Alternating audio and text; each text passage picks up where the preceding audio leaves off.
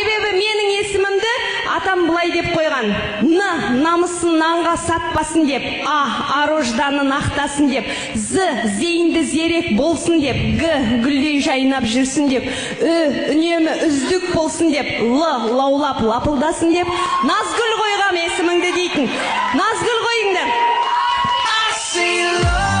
Егер де ұл туса қанат деп қой, менің атам қанат деп не үшін айтып қойған білейін. Қанатқы қазақ болсын деп, қазаққа аманат болсын деп, нан тапсын деп, аманат талтаңдап жүрсін деп.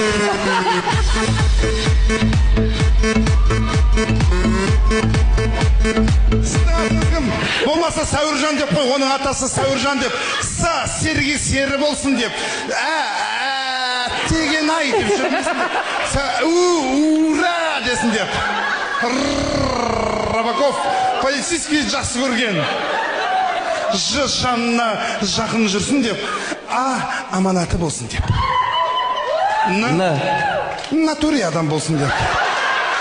Бәріміз фотоға түсеміз, осымен тоқтатамыз.